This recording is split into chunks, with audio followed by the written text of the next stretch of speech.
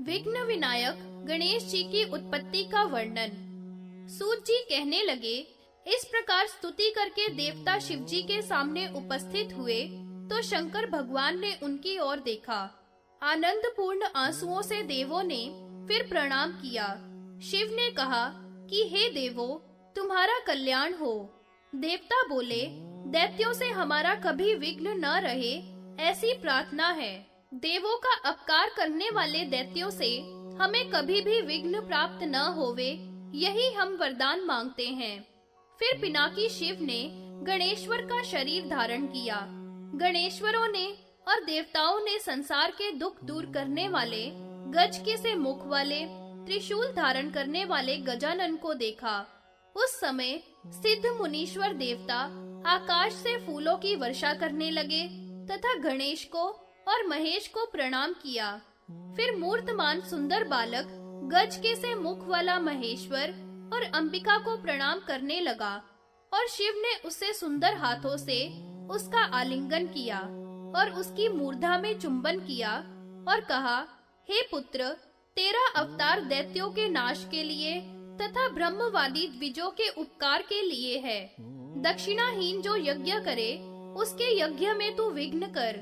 अध्यापन, अध्ययन, व्याख्यान रूपी कर्मों को जो अन्याय से करते हैं उनके प्राणों को हरण कर। जो स्त्री अथवा पुरुष अपने वर्ण से गिरा है और अपने धर्म का पालन नहीं करता उसके प्राणों का हरण कर। हे विनायक, जो स्त्री या पुरुष तुम्हारा नित्य पूजन करते हैं उनके लिए संपत्ति प्रदान कर। हे गणेश, भक्तों की सदा रक्षा कर, जवान और वृद्धों की भी रक्षा कर। तीनों लोकों में तू ही सर्व पूज्य और वंदनीय होगा। जो ब्राह्मण तुझको, नारायण को या ब्रह्मा को यज्ञ आदिकों में पूजेंगे उनमें सबसे पहले तुम्हारा पूजन करेगा। जो तुम्हारा पूजन करके श्रौत, स्मार्त या लौकिक कर्म करेगा उसका कल्याण और तुम्हारा अर्चन न करने वाले का अकल्याण होगा। ब्राह्मण, क्षत्रिय, वैश्य, शूद्र सर्व सिद्धि के लिए अनेक प्रकार के भोजनों का भोग लगाकर तुम्हारा पूजन करेंगे। गंध, पुष्प, धूप आदि से तुम्हारा पूजन न करने वाले को, चाहे वह देव हो, मनुष्य हो, उसको कोई भी फल नहीं मिलेगा। ब्रह्मा, विष्णु, शिव तथा अन्य देवताओं का पूजन करने वाला पुरुष प्रथम में तुम्हारा पूजन करके विघ्न बाधाओं से रहित रहेगा। तब से लेकर जगत में गणेश जी का सब पूजन करते हैं।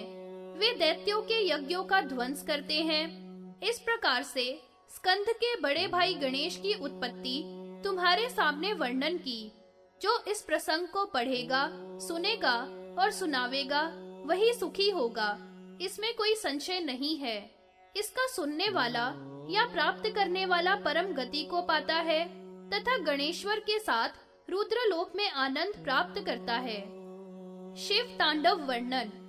ऋषि बोले, हे सूत जी, स्कंद के बड़े भ्राता गणेश की उत्पत्ति हमने सुनी। अब शिव के तांडव नृत्य का आरंभ कैसे हुआ सो कहिए। सूत जी बोले, दारुक नाम वाला एक असुर हुआ जिसने तपस्या के द्वारा वरदान प्राप्त किया था। वह उसके प्रभाव से देवों और ब्राह्मणों को प्रलय की अग्नि के समान दुख देने लगा।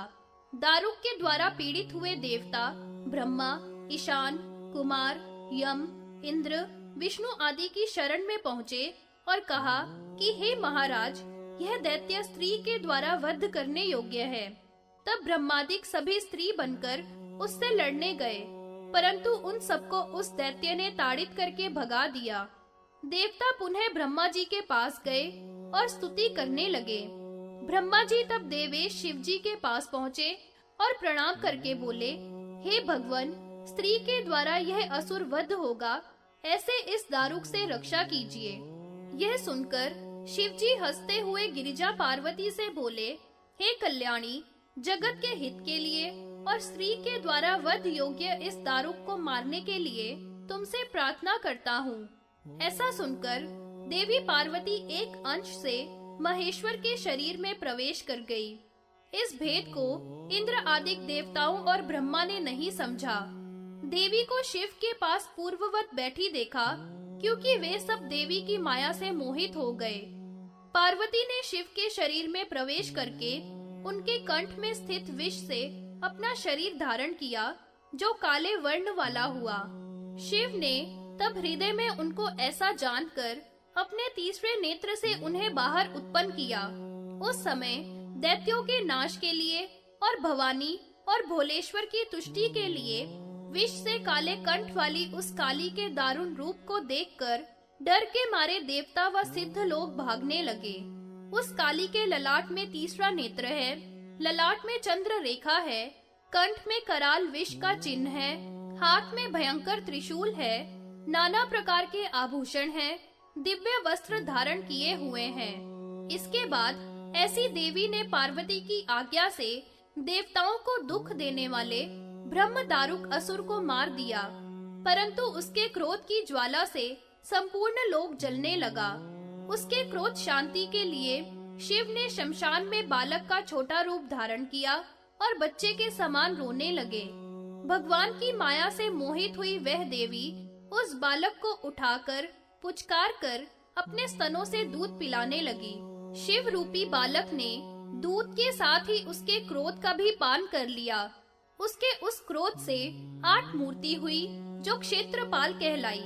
इस प्रकार बालक रूपी शिव ने उस देवी का क्रोध पी लिया तो वह मूर्छित हो गई। तब उस देवी को होश में लाने के लिए तांडव नृत्य किया। सायंकाल के समय सब भूतों और प्रेतों के सहित त्रिशूल हाथ में लेकर शिव ने नृत्य किया। शंभू के कंठ पर्यंत नृत्य रूपी अमृत का पान कर वह भी नाचने लगी। तब उसको योगिनी कहा गया। उस समय ब्रह्मा, इंद्र आदि देवताओं ने उस देवी काली की तथा पार्वती की स्तुति करके प्रणाम किया। इस प्रकार त्रिशूल धारण करने वाले शिव का तांडव मैंने संक्षेप से कहा।